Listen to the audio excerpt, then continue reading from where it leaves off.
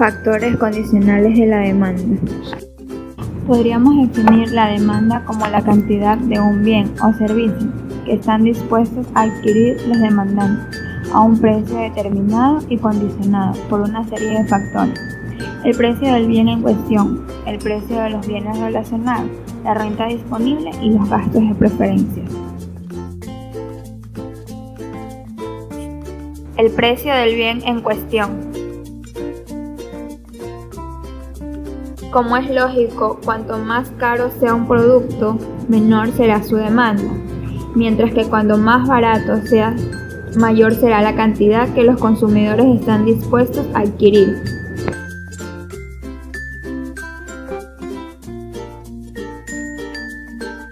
El precio de los bienes relacionados. Distinguimos dos tipos de bienes. Bienes complementarios. Son bienes que se consumen conjuntamente, es decir, no es posible consumir uno sin consumir también el otro. Por ejemplo, de ellos son los coches y la gasolina, las zapatillas y los cordones, o las lámparas y las bombillas. Al aumentar el precio de algunos de estos bienes, disminuye la demanda del mismo, pero también disminuye la demanda de su bien complementario. Así, si aumenta el precio de las bombillas, por ejemplo, disminuirá la demanda de este bien, pero también podría hacerlo lo de sus lámparas.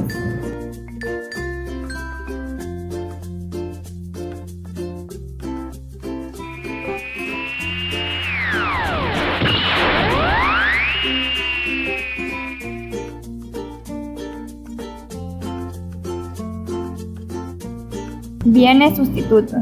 Son aquellos cuyo consumo es excluyente entre sí, es decir, consumir uno implica no consumir el otro, ya que ambos satisfacen la misma necesidad. Por ejemplo, el azúcar y la sacarina, la mantequilla y la margarina o el té y el café. Al aumentar el precio de uno de esos bienes, disminuye la demanda del mismo, pero aumenta la de su bien sustitutivo. Por ejemplo, si aumenta el precio de la mantequilla, disminuye la demanda de ese bien y aumenta la de la margarina, su bien sustitutivo.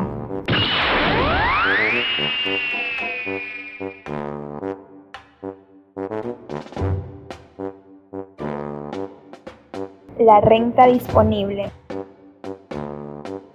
En la mayor parte de los bienes, un aumento de la renta de los consumidores supone un aumento de la demanda del mismo.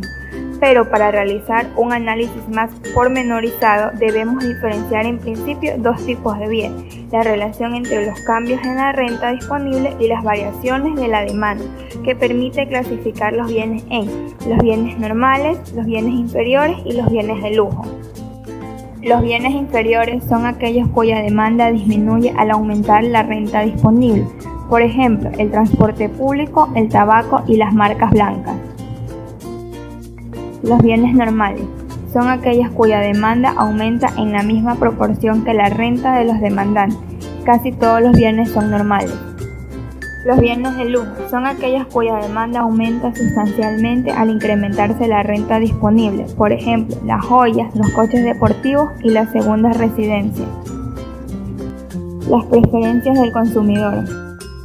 Los gastos, las preferencias y la moda determinan el comportamiento de los demandantes con independencia de los precios o de la renta. Las expectativas sobre el futuro. En función de cómo el consumidor espere que se comporte un producto en el futuro, afecta la demanda del mismo en uno u otro sentido, positivamente o negativamente en la demanda de un bien.